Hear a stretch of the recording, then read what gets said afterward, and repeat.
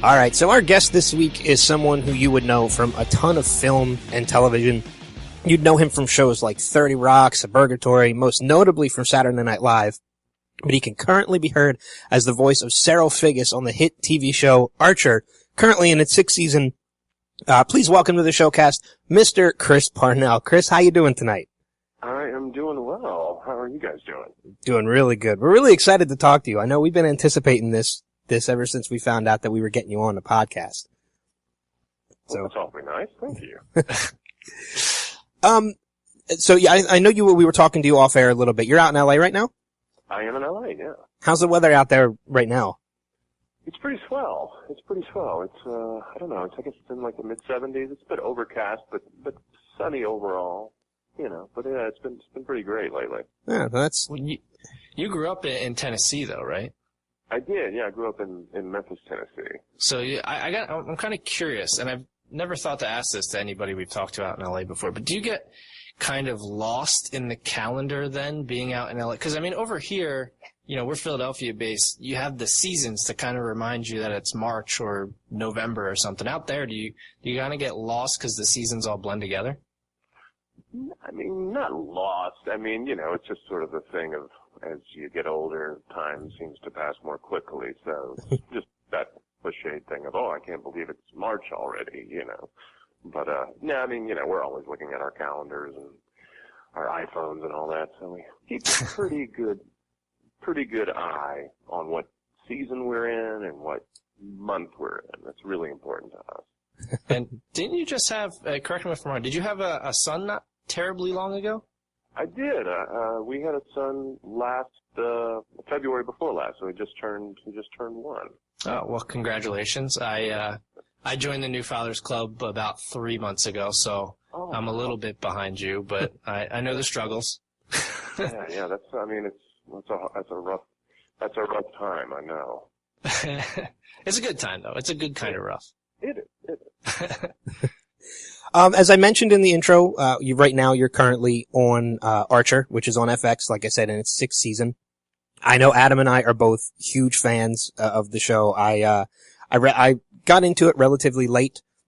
When I say relatively late, I mean last year. I binge watched the last 5 seasons into the 6th one in about 2 weeks' time.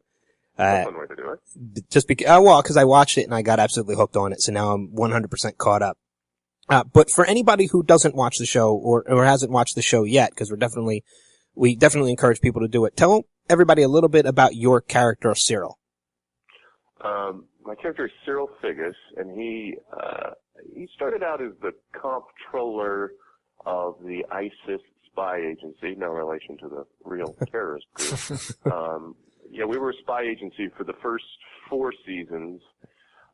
It's fairly inept, but it's basically an adult animated sort of spy comedy. It's a little James Bond, but sort of with a bit of a Mad Men look to it.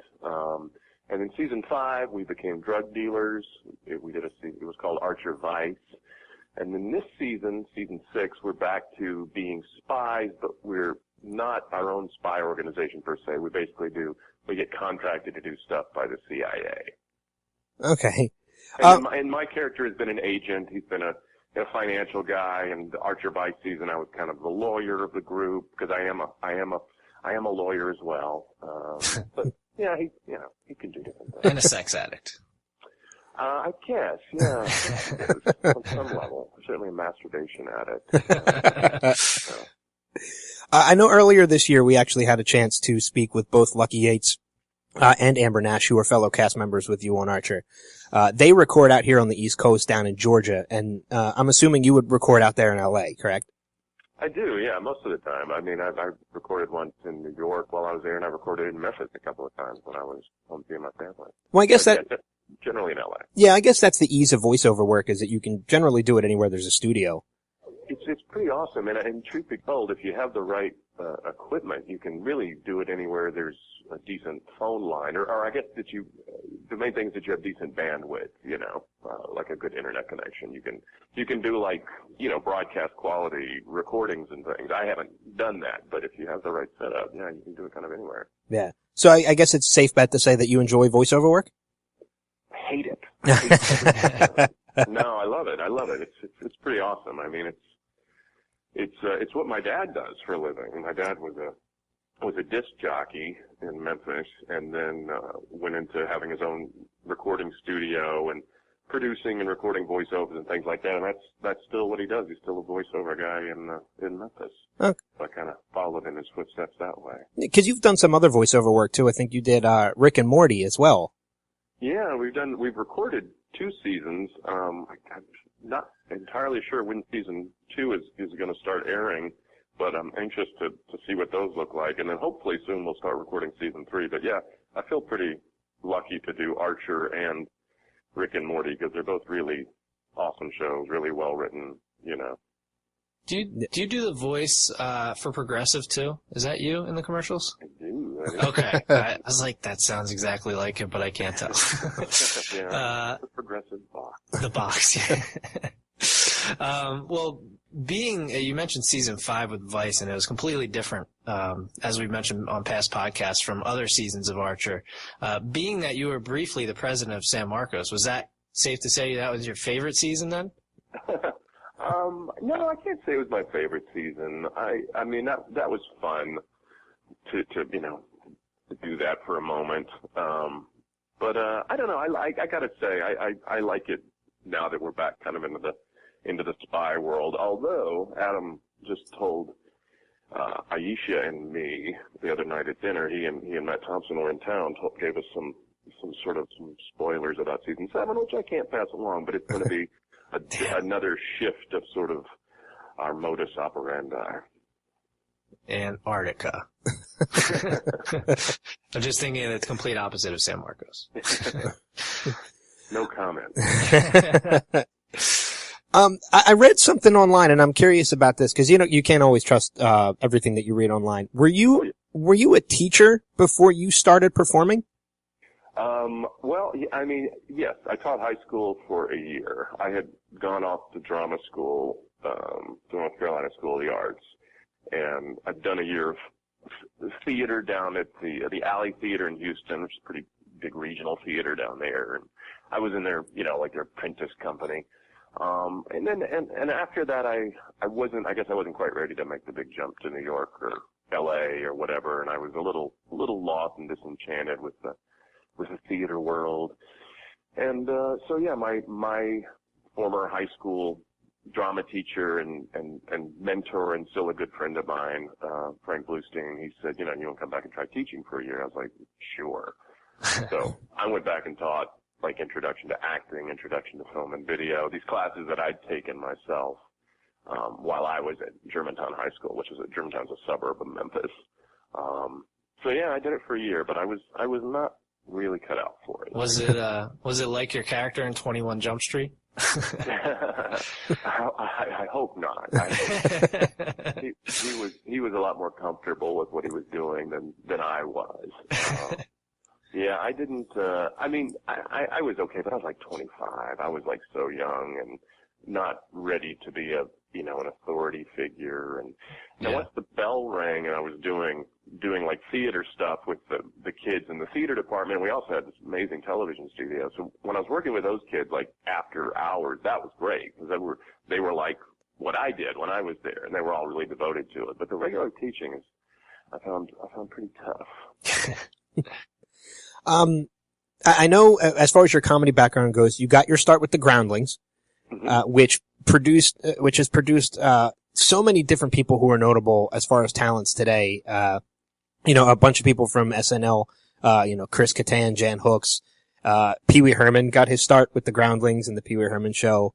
Phil Hartman. And so, yeah, Phil Hartman. And I know there's, the list goes on and on. Will Forte, Will Ferrell. There's so many people that come out of it. When you look back at that, are there any people, that you got to work with that you really enjoyed working with and haven't had an opportunity since and would love to work with again? Oh, yeah. There's so many people. I have to say, we did a 40th anniversary Groundlings, show or a series of shows, and I participated in the show that sort of covered the decade that I was there. And so I got to be on stage with some of those folks again. and actually do scenes with a few of them. But yeah, I mean, there's so many, a bunch of us are getting together for lunch on Friday. Yeah, there are a lot of them that I love, very talented men and women who, I don't give up hope that we won't ever be able to work together again, because if, it's like a lot of them work, so. Yeah. Was there anybody that, was just your absolute favorite to work with while you were with the Groundlings? Gosh, it'd be hard to pick out one. I mean, It's kind of like picking a favorite child.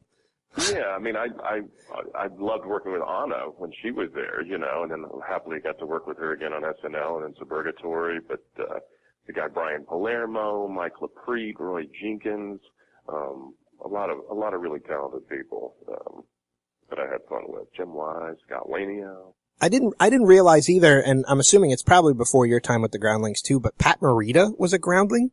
Yeah, way before my time, definitely, but yeah, apparently. Yeah, that just blows my mind, because I can't see him. I mean, I guess I've seen some of the roles he's done, like Happy Days and things like that. So I guess he's got the comedic background, but I don't know, it's just weird for me to think of him in a position like that. I know, it's strange. Well, one of the cool things, another Groundling alumna, was Julia Sweeney, and I actually got to sit next to her at the SNL 40th, and I think we had met in passing before, but that was the first time we'd kind of gotten to chat, so that was pretty cool. She's an awesome, wildly talented lady. Well, we had, throughout this interview, obviously already, we've mentioned your stint on SNL, about 8 years. My biggest question to you about SNL has to be, where the hell did you learn to rap, man? Because Lazy Sunday 1 and 2 are probably two of the most popular digital shorts that SNL's ever put out. Yeah, no, I mean, I felt pretty darn lucky to get to be a part of that with those guys. I mean, I don't know. It's just something. I mean, I guess I did some rap sort of improv things at the Groundlings, but the truth is, I have to confess, I'm not like a huge rap fan, I mean, I certainly enjoyed some rap. I like the Beastie Boys a lot, and, but I think as long as you have some sense of rhythm and musicality, and if you can articulate words well, if you can speak well, I don't know, it just sort of came naturally, I guess.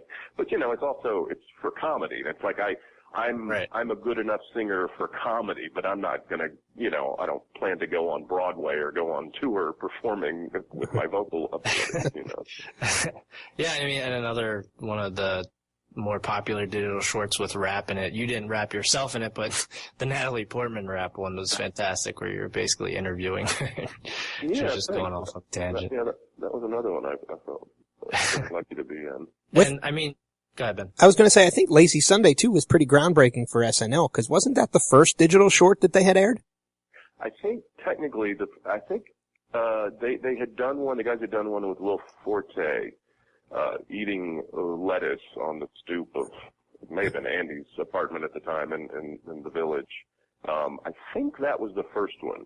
And I don't know if Lazy Sunday was the second or third, but it was the one that, kind of blew up, as they say, I guess. Yeah, put digital shorts on the map, essentially. Yeah. And I mean, I think you're on SNL for 98 to 06 roughly, which is, the prime years of my teenage childhood, as it were. Yeah. I mean, you obviously were on SNL for basically my favorite and arguably one of the most successful casts that there have been on the show. I mean, obviously coming from a long line of successful cast members, but anyone on SNL clearly is talented just to be on it. But do you guys did you know back then just how talented and big the names would be that would come out of that cast? Well, I mean, I was in the Groundlings, doing shows when Catan and Sherry O'Terry and Will Ferrell, and then Anna Gasteyer got on. And so, we saw, oh wow, and we knew people in the past had gotten onto SNL, but it had been a while, it was kind of a break. So, in time. And so seeing them get on, it was like, wow, okay, this is pretty cool. And, we knew this could be a possibility for us. I didn't actually think it was going to happen. Happily it did. And then, so shortly after I got on, I mean, Will and Catan had, you know, the Roxbury movie, and then Molly had Superstar, and, you know, I mean, it was pretty clear that they were amazingly talented, you know, and so it wasn't that big of a surprise. One big surprise to me was I was roommates for summer with Kristen Wiig, just completely platonically. And she was just like taking classes at the Groundlings at the time, but we got along great. She was really funny and all that, but I had no idea what, you know, how incredibly talented she was until she got on SNL. So that was like, wow, you know. You had mentioned a little bit earlier on too that how you were sitting in the audience for the 40th anniversary episode that aired not too long ago. And one of the things, I've been a big fan of Saturday Night Live for a very, very long time. You know, I've even watching through all the years that you were on it, including previous years. I'm a little bit older than Adam, so, but, you know, and not to show my age. But one of the things I loved, about the 40th anniversary show was they did this segment where they showed the audition tapes of some of the cast members. Yeah. And some of the people who auditioned who didn't even make it, who surprisingly, you know, are still made a career for themselves, like Kevin Hart and Jim Carrey and such. Right.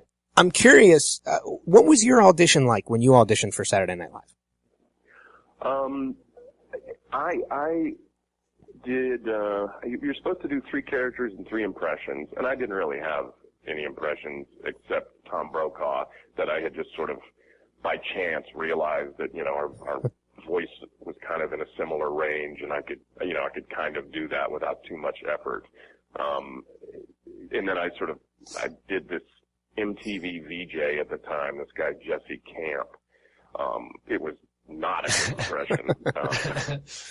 As further evidenced by the fact that Jimmy ended up playing him in a couple of sketches later on that first season. But I did that, and then I did some pieces that I'd done at the Groundlings. Basically, I'd taken monologues that I'd done at the Groundlings and then just cut them down. I did this sort of perverse preacher character, this lounge singer. I did this kid who, not a kid, like a young man who was auditioning for the Royal Academy of Dramatic Art, and he had written his own scene based on the Babar children's book series where he was playing Zafir, the monkey, and it was sort of a very Shakespearean scene where he gets killed by Babar, and then I did a dance piece I danced to the theme from Mortal Kombat. I'd like to see tape of that. It's entertaining. But, you know, the great thing about that SNL audition was you do it on home base, and, you know, Lauren and the, you know, other people are kind of out there in the house watching, but you can't really see them, and you're just playing it all into this camera. And I found it really helpful, an easier kind of audition, because you're kind of just doing like a little one-man show. You know, you got a few minutes up there to show them what you got. And as opposed to like some sitcom auditions and things that I had done at the time where, you know, you go into an office and you're sitting like 3 feet away from the person you're reading for. And it just, you know, just being on stage, having, you know, had a bit of a theater background, that felt good. And happily it went well and I didn't screw it up. So. Yeah. Was one of my favorite characters that you did, I'm curious if it was a Groundling character or if it was something that you developed on SNL. Was Merv the Perv an SNL character? Yeah, he was an SNL character, and the name came from Will Ferrell because I guess I broke into some creepy version of that guy at a Christmas party and was going around to people doing that, and Will was like, "Hey, it's Merv the Perv." And I was like, "Oh, I should maybe do this as a thing on SNL." I know you're. Oh, go ahead, Adam. No, I was just going to say, going back to the 40th anniversary quick, you made it into, speaking of digital shorts, you made it into That's When You Break short, right? Were you supposed to be like God, I guess? Oh, I mean, if I was God, they didn't tell me, but, no, I was really happy to get to, you know, even I was happy that I was in a few clips that they showed, but also I was happy to like be able to contribute something new to that live show, even though it was a pre-tape piece. But yeah, that was awesome. I was very happy I'd still Again, the say guys that. asked me to do that, you know. I'd still say that would be God. I mean, seriously, it looks like the whole thing's recorded in heaven, so. Yeah, maybe you're right. That's what I'm going. So, you might be right. Something I just thought about too, as we were interviewing, and you had mentioned a couple of things earlier on, like Superstar and Night at the Roxbury. There's been quite a few movies that have come out of SNL characters, and you've been in quite a few of them. I know one of them that I think is very underrated. I absolutely love is The Ladies' Man. That is probably one of my favorite Saturday Night Live movies. Such a good movie. Yeah, it's such a good movie. Yeah, and that's such an awesome character. I mean, yeah, I mean, it was one of the first things I sort of did, and I had a lot more freedom. Tim was giving me a lot more freedom to improvise and do stuff, but I kind of came a little unprepared, and you know, I didn't make as much of that as I could have. But yeah, I was bummed for him and the guys that wrote it that it didn't, you know, make more of a splash. But no, I love that movie. Yeah. It's such a quotable movie too, with all the lines in that movie. Oh yeah. Are there any other characters that, you know, throughout your run on SNL or even now, I don't know if you still watch it. I'm sure you're busy with Archer and such, so I don't know if you still get a chance to check out the current cast, but, any characters that you worked with or that you saw done when you were a current cast member or since then that you feel might have merited their own movie that never happened? That's a good question. Yeah, I mean, there probably are. I mean, but it's a tough thing unless you have the idea to really, unless you have the good idea to expand that sketch into a whole, hour and a half long movie. It's hard to say, I would have loved to have done a DeMarco Brothers movie with Chris Parnell, but I don't know that would have been a great movie, I don't know. It's hard to say. I mean, a lot of the characters Kristen did certainly, it could probably have been made into a movie. Yeah, I don't know if your cast's ever cause I don't know how long he's been on the show, but Bill Hader, has the character Stefan. Oh, yeah. And I think if there was any that I would like to see, I mean, I don't know, cause I think the whole story behind that with the changing of the cue card to make him break on screen is probably what makes that character so great. So I don't know if that's something that would adapt that well into a film. Right. If they were to do it. Yeah, I mean, the character is genius. I mean, I love the way they write it. I mean, I was talking to Bill about it when we were doing the digital short for the 40th show, and it's just like, it's so hard it was so hard for them to write when they were doing it, because it's just like coming up with this weird thing, the name of the club and what's at the club and all this. It's just so impressive, and obviously he does it so well. I mean, it would be fun to see the movie of that, but a lot of sketches live better as sketches, as characters in these little chunks. Yeah. As I mentioned, the Groundlings and such like that. You're primarily known for comedic acting and your sketch work and things like that. But have you ever tried stand up before? Never. No? Never once. No, and have. I can't say I have zero desire, but it's probably less than 1%,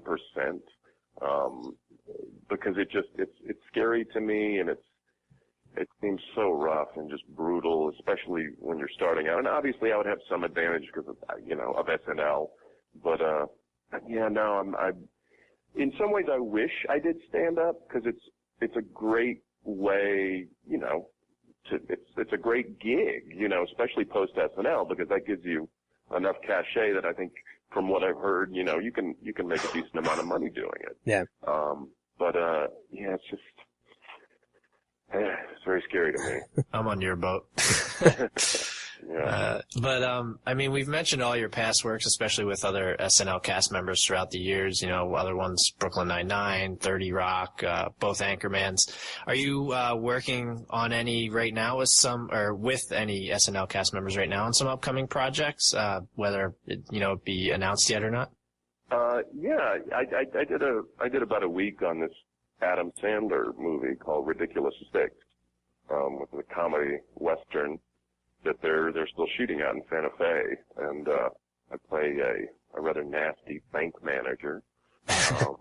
But it was really fun. I'd never done a Western before, and so to get up in that garb, and we shot in this little fake town where they shoot a lot of Westerns and things out in the desert, and it was pretty cool. And Adam, who I had never worked with before, except on the video, sort of, right, for the 40th, he's so nice, and he's so encouraging and supportive. And then he also, he contributes, not surprisingly, to the whole thing in terms of like giving you ideas for way to play things and stuff. And it's I love that. I mean, I feel like I can always do such better work, when I'm getting good stuff from the director. And Frank Caracci was the director, who was awesome. But then Adam also was feeding me stuff too, which I loved. But yeah, that's Adam made this deal with Netflix, I think, for his next 4 movies are going to go straight to Netflix. That's awesome. Yeah, so that, and then I don't know if I've done anything else with any. Oh, I'm they're doing Hotel Transylvania too, and I'm doing just like I think one line in that. But I'm doing a bunch of different little things, guest stars and things. And yeah, I'm kind of curious, cause we've an FXX show, The Man Seeking Woman just got renewed for season 2, and Lorne Michaels has a hand in that. I didn't realize that. Yeah, he produces it, I believe. Yeah, I guess they haven't reached out to you at all yet, because I know Bill Hader had a cameo in it, and a couple other people. No, they have not reached out to me. Okay, well, maybe season 2. Next time we talk to somebody from the show, we'll have to make sure they reach out to you. You do that. I know one of the final questions, because I know we're just about ready to wrap things up, but one thing I wanted to ask you is, when we talked to Lucky and Amber earlier on, one of the things that we had talked to them about was the conventions. Do you do the convention circuit at all? Just the Comic-Cons, because FX, sort of, drives us or flies us to either New York or LA. We just did New York for the first time last year. But we've been to every Comic-Con, I think, for the last 5 years, something. Okay. But yeah, not beyond that. Just those. Okay. But, yeah. Is that I'm assuming, is that something that you enjoy, or is it just another promotion for the show? I enjoy it for the camaraderie of hanging out with my castmates, because we genuinely like each other, and we have fun, and we like to eat and drink together, and and all of that. So that's really nice. And since we don't record together, we only see each other at like Comic-Con, or if we do an Archer live, which I don't know if we're ever even going to do any more of those. But so it's some kind of event like that, some sort of a press or publicity thing is when we get to hang out, and it's fun that way. I mean, it's have you guys been to Comic-Con? I was Philly. Yeah. Well, I've been to Philly. Ben's been to a couple. I went to New York this past October. Yeah, I mean, it's pretty. I find it kind of overwhelming. I mean, it is, yeah.